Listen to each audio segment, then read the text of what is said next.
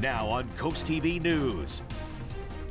Finding space for the Clear Space Theater in coastal Delaware, where the Rehoboth-based theater could move. This windy day didn't stop anyone from going to Springfest in Ocean City. And yes, it was a very windy day indeed. Gusts up to 40 miles an hour. We had bright blue skies. We're going to continue the bright blue sky theme here over the next few days. I'll have details on how warm things will get on the Delmarva Peninsula in the days ahead coming up in my full 7-day forecast. This is CoastTV News at 11. Springfest shopping today in Ocean City.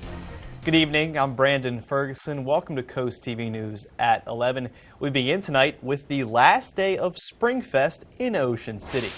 What started on Thursday brought thousands of people along the coast, and with that came big revenue for vendors. As CoastTV News reporter Kevin Zappe shows us how those vendors and the town of Ocean City received a big payday for this year's event. Bands, foods, gift items, and thousands of people enjoying the last day of Springfest in Ocean City. With the crowd came little to no parking spaces and fully booked hotel rooms. We were completely sold out. Something Megan Underwood, a front desk associate for the Residence Inn, says filled up quickly. We have a bar and grill that made great revenue. I mean, they were so busy over there. So we've been really booked. Underwood says this Springfest brought more people to the coast than years prior, which can lead to more revenue for Ocean City. Lucy Warshing is the owner of Arch Sea, who makes makeshift boats from driftwood and old Ocean City boardwalk wood. Warshing says it's been hard keeping up with all the customers looking to take a boat home. Thursday we were extremely busy, so I sold a lot of large pieces, a lot of boardwalk boats, and I go back to the hotel after the show's over at 8 o'clock and I make them until 2 or 3 in the morning just to have some more stock available for people to choose from. With Springfest coming to a close, people are packing up and heading back home. But Underwood says the town will be packed once again in no time. It's pretty much a constant amount of events from here on out. We'll have a couple days where it's not as busy, but now that we have like cruising coming up and bike week coming up, and then once May hits, we're just kind of slammed and always booked to the full. If you missed one of Ocean City's biggest events, don't worry, because on Thursday, May 1st, will be the start of cruising in Ocean City. I'm Kevin Zappe in Ocean City, CoastTV News. Springfest wasn't all positive though, and especially for Artsy. It's one of the businesses Kevin interviewed. And on your screen now is a picture of a woman that Ocean City police say stole a piece of art yesterday. If you recognize this woman, Ocean City police is asking you to contact authorities. And a special event zone is on its way to Ocean City, this for the annual Cruisin' OC event. The town says reduced speed limits and increased fines for violations will be in place starting on April 29th. There will also be a bigger focus on parking violations with increased fines. The special event zone ends on May 4th. Tariffs are threatening to take root in the floral industry. U.S. florists import more than 80% of flowers from South America and Europe. Some shops here on Delmarva are already bracing against the thorny pinch of higher prices. Store manager Aline Waddle says Kitty buys locally when they can, but to sell year-round, they get majority of their flowers from overseas during those months. And with weather getting better, the busy season is right around the corner. Holidays coming up. Easter was just one of them. Prom is huge for us. Mother's Day rivals Valentine's Day for us. The florists we spoke with say they're aware that flowers are a luxury product and will avoid raising customers' prices for as long as they can. The Clear Space Theater Company has been on Baltimore Avenue in Rehoboth Beach since 2004. Clear Space has tried to move but faced opposition from neighbors and a drawn-out application process with the city, which resulted in a lawsuit. Now the theater may move out of Rehoboth entirely, and they're considering space in Lewis. The city of Rehoboth Beach is having its annual spring bulk pickup service. During this time, residential property owners may discard furniture, certain appliances, e-waste, and other large bulky items. All of that free of charge, and 2025 spring pickup is scheduled from April 28th through May 2nd on the south side of town. And for the north side of town, from May 5th through the 9th. City crews will pick up items daily throughout the work week in designated areas. And we're now going to take a live look outside into Dover and bring in our first alert meteorologist, Chris Mastrobuono. Chris, besides some wind today, it was a picture-perfect day on Delmarva. Without question, I'll tell you what, we had bright blue skies, temperatures right around that average high of 70 degrees. We were at 69 in Georgetown for a high today, 68 Ocean City, 68 Salisbury, and we were at 66 in Cambridge. And yes, those winds were gusty today. We had them gusting upwards of 40, Cambridge 37 in Salisbury, and 33 in Ocean City. Winds have calmed considerably, and that's going to allow for temperatures to fall into the lower to mid 40s for most of the area. We're at 50 degrees in Cambridge. There we are, and looking at the dock there, pretty calm, cool night, and winds are pretty calm. And with that high pressure moving in, that is going to allow for some radiational cooling to take place. 49 right now in Long Neck. We're at 48 Dagsboro, 49 Redden, 49 in Harrington, and we're at 48 in Delmar. So those temperatures are going to continue to fall here through the overnight as high pressure pushes to the east and virtually right over the Delmarva Peninsula, creating more bright blue sunshine for our Monday sensational start to the week. Temperatures in the low to mid 70s. It gets even warmer Tuesday, Wednesday, Thursday. Now we are going to deal with a little pesky stalled front that may bring a pop-up shower or storm Wednesday through Thursday and even into Friday. We'll talk more about that a little bit later. But tomorrow, yes, wall-to-wall sunshine, starting off on the chilly side and topping out in the mid 70s. We'll talk more about the 80-degree temperatures and those rain chances later on in the week coming up in that full 7-day. Brandon? Thank you, Chris. And on your screen now are fire companies honoring Thomas Berry. Berry, a volunteer firefighter for the Georgetown Fire Company and also the Ellendale Fire Company. Berry died when a utility pole snapped, bringing down electrical wires while he was helping a driver who crashed last August. And now to Salisbury. They will host a budget workshop next week for locals to learn more about fiscal year 2026. According to officials, there will be a discussion on the budget as well as an overview of the fee schedule. This is set to take place tomorrow, April 28th at 5:30, and it's going to be located in the government office building. Last Monday, realtors and homeowners made their way to the Ocean City Town Hall to drop off over 1,300 signatures in hopes of a referendum. And now the Ocean City clerk is reviewing those signatures to make sure everything was done legally. Not only did they have to be signed in person, only people who voted in the last Ocean City election were allowed to vote. And for months, the Ocean City Council has been adding new rules to short-term rentals in residential areas and for mobile homes. The people are overwhelmingly against these restrictive ordinances that the town has put on the people, and they see it for exactly what it is.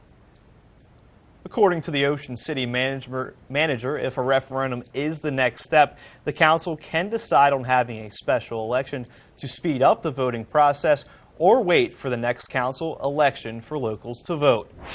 And this is a developing story we first brought you exclusively on our news last night at 11. This whale on your screen, first documented by local fisherman Scott Lennox on Friday, who took this video on your screen. Lennox says this whale was off of a sandbar in the Isle of Wight near 16th and 17th Street. And CoastTV has reached out to the National Aquarium Stranding Response Team. They pointed us towards the Maryland Department of Natural Resources, and we have not heard back from them yet. And warmer weather brings out bicyclists and people out walking, but keeping everyone safe is the most important thing. That's why DelDOT's hosting a public workshop on Tuesday, April 29th, running from 4:30 to 6:30 p.m. to gather input on proposed bike and pedestrian improvements in Georgetown. The open house style event is at the Georgetown Public Library with project staffs available to answer questions. And if you can't make it in person, they will be available online as well. Staying in Georgetown, there's going to be a road closure starting this Friday, May 2nd at 5 a.m. On your screen now is Wood Branch Road. Now, part of this road will be closed, not the full road, just between Sussex Pine Road and Cedar Lane, and this work is expected to last through Thursday, May 8th. And this is all a part of Delmarva's Central Railroad crews that have been working on roads throughout Georgetown, and detours will be in place for both directions. Voters in Milford have approved the major water infrastructure proposal in the city's referendum.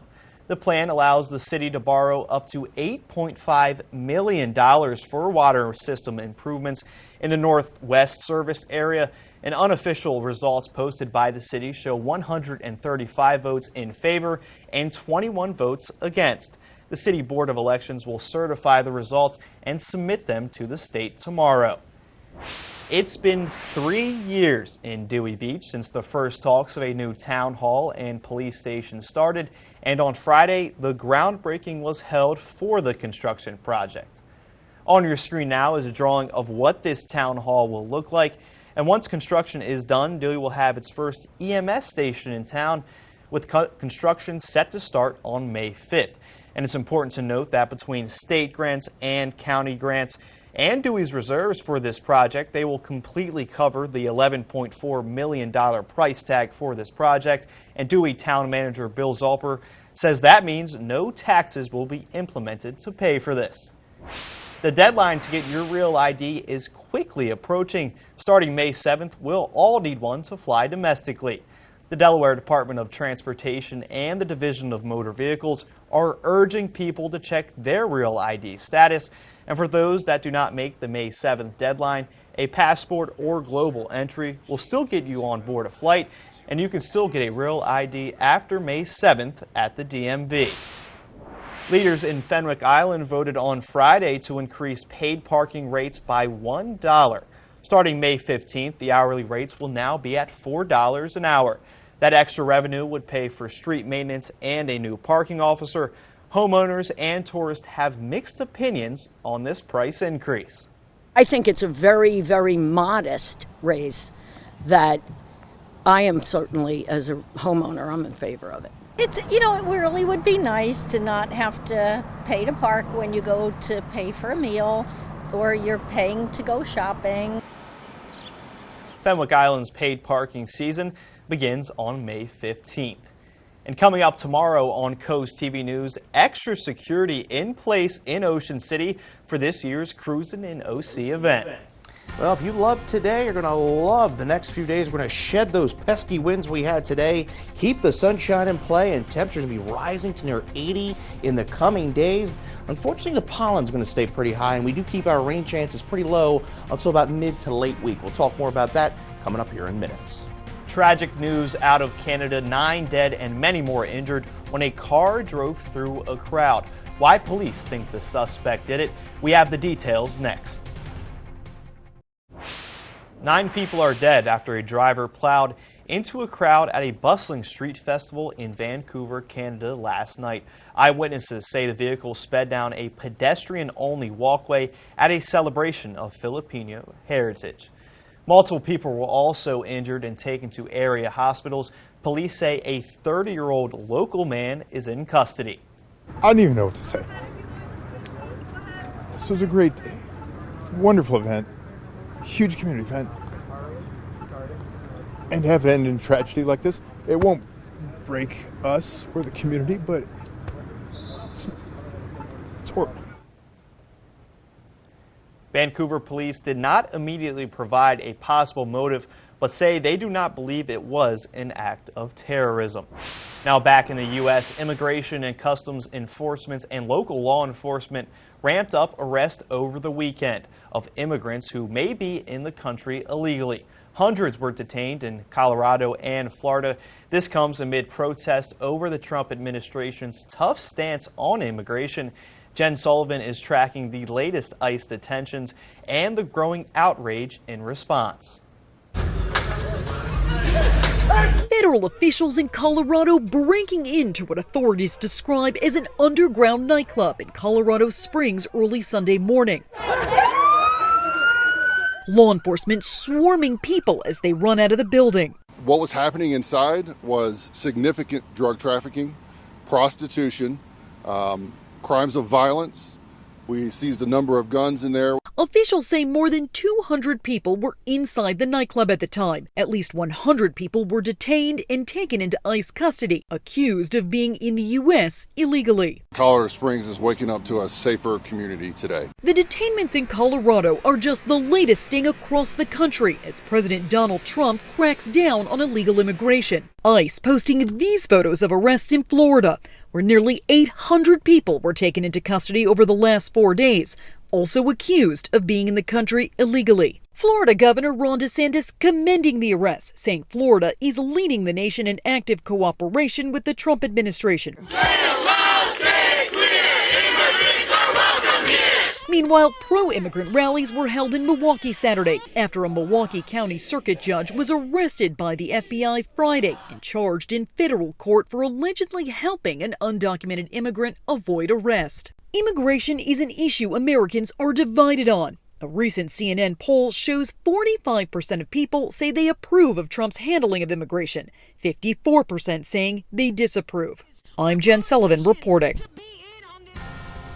Well, we are starting our week on a very high note. Bright blue skies tomorrow. A bit of a chill in the air to start in the 40s, but by the afternoon, we are going to warm up pretty nicely in those low to mid 70s. We'll talk about even warmer weather ahead in that 70 forecast when Coast TV News at 11 continues.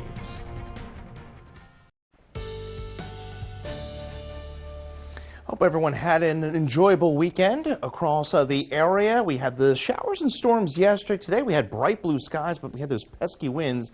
The good news is we have shed the winds. Winds are calm virtually across much of Delmarva. We're at 50 right now in Salisbury, and temperatures are going to continue to fall with that radiational cooling. You can see we're at 48 in Milton, 49 in Redden, 49 Dagsboro. We're at 59 there, a little milder at the coast. I think we'll fall in the lower 50s at the coast, but you can see those winds out of the north virtually calm across much of the area. One lone small craft advisory up through about 3 a.m. for the bay, but you can see we're pretty quiet throughout much of the east.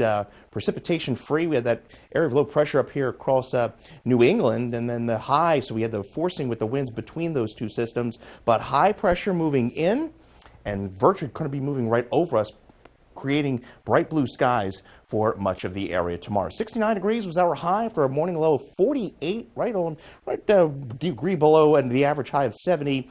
Record 91 set back in 1957. So I think some of these areas away from the coast, Greenwood, Seaford, Salisbury, Georgetown, could fall into the lower to mid 40s tonight with those clear skies. So a chilly start, but we warm up very quickly. Not a whole lot to track here on Futurecast. We're going to see bright blue skies tomorrow, lower to mid 70s inland. We're going to see 60s at the coast. I think the warm spot, Lewis and Rehoboth. And then by Tuesday, we reintroduce the southwesterly winds, and I think many interior locations get in the upper 70s to right around that 80-degree mark. So our gorgeous sunshine for our Monday. 75 in Milford. We'll see 72 Easton, 72 Cambridge. High of 72, Salisbury 72 in Pocomoke City. Along the coast, wall-to-wall sunshine, Lewis 72 degrees tomorrow, 68 Rehoboth and Dewey, and we'll see mid to upper 60s across Bethany Beach, Ocean City, down through Chicotee. Unfortunately, pollen continuing to be high. Main culprit, the tree pollen, but grass and dust and dander beginning to get into that moderate stage, and those are the primary allergens as far as the tree is concerned: oak, ash, birch, and the maple. So as we go into Tuesday and the Wednesday, there's the setup. High pressure to our southeast, southwesterly flow. This front is going to slide southward as we go latter part of the day on Wednesday and give us just a slight chance of an isolated shower Wednesday, Thursday, and Friday, but a better chance of rain comes, I think, late Friday night as a stronger front comes through. Could even see some thunderstorms there. But the good news is the weekend is trending drier. But we are going to feel like summer here Tuesday into Wednesday.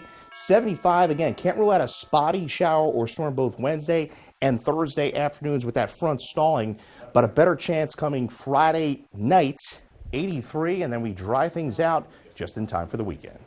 Thank you, Chris. Lanternflies are hatching across Maryland, according to the Department of Natural Resources and the Department of Agriculture. The invasive insects were first seen in Charles County, with new sightings in Annapolis and other areas. Officials warn that lanternflies can harm trees, plants, and crops. And officials urge residents to check their vehicles and gear when traveling. If you spot one, you're being asked to report it and upload a photo to the state's online reporting site. Emergency management officials in the Trump administration are in talks regarding reforms that would shift more disaster response responsibilities to affected states. FEMA's administrator issued a memo listing recommendations that would result in the White House reducing the number of emergencies declarations it approves and how much federal assistance would be handed out. The memo also calls for increasing the threshold states need to reach in order to qualify for public assistance.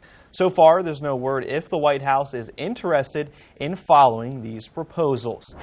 The National Weather Service will once again translate its weather alerts for people who don't speak English. This was paused earlier this month when a contract with an AI translation provider lapsed. That led to concerns that non-English speakers could miss out on important weather information during the active spring severe weather season. The National Weather Service plans to resume the translations of its products tomorrow. Coming up next, a judge refusing a NCAA student comp settlement. A judge says she's not quite ready to sign off on a settlement that would allow revenue sharing with college athletes. It would let Division I schools pay for students for the use of their names, image, and likeness. A U.S. District Judge, Claudia Wilkins, says the holdup for the $2.8 billion package involves roster limits. Scores of athletes say they want a plan that phases them in, and Wilkins says she agrees. Besides that, she seems ready to approve the settlement for the 3 athlete compensation cases. Now to your health news tonight. Nearly half of Americans live in an area with a failing grade of air pollution, and according to a new report from the American Lung Association, what we breathe can raise the risk of several health problems, and it not only affects your lungs, but also your heart. In today's Health Minute, Mandy Gaither has ways to keep your body healthy despite the quality of air around you. In the U.S., around 156 million people are living around unhealthy air, according to a new report using the latest air quality data from 2021 to 2023. That's about 25 million more than last year's report. It appears that unless we make some significant changes or have some significant technological leaps, our air quality is probably headed more for the worse. Exposure to particle pollution not only affects lungs, the World Health Organization says exposure can also raise risk of health problems like certain cancers, stroke, asthma, preterm births, dementia, depression, and anxiety. There's also a significant impact on your heart, says cardiologist Dr. Andrew Freeman with National Jewish Health. It creates inflammation. It's associated with atherosclerosis or coronary disease, and it can increase event rates. And so we're starting to really pay attention. To keep bodies as healthy as possible in poor air quality, Freeman says to change air filters frequently to remove irritants from the air. Properly ventilate your living space. Monitor ozone levels. You may want to avoid times when they peak. Stay indoors if possible on days when the air quality is poor, especially if you have a chronic heart or lung condition. Andy says to prioritize your health. Exercising, eating mostly plants, sleeping enough, getting rid of stress, connecting with others. We are social beings, and there's significant outcomes data about how that impacts cardiac health. For Health Minute, I'm Mandy Gaither. Dr. Freeman says another facet to this conversation is working together to reduce pollution so that it doesn't affect our health. That includes biking or walking when we can instead of driving to places, and being aware of our emissions. He says eating a more plant-based diet is not only good for your health, but also the environment. A tulip dig in Lewis over this weekend. And we're now going to take a live look into Ocean City. And after the break here on Coast TV News at 11, we have a final check on your forecast.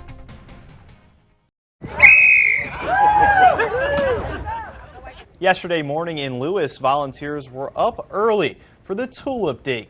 One of the co-chairs of Lewis and Bloom, John Recker, says Lewis and Bloom has grown to having 460 members, and each year over 16,000 hours are donated to the city of Lewis, all to keep the city looking fresh and vibrant. We'll plant about 1,000 to 2,000 annuals in this garden.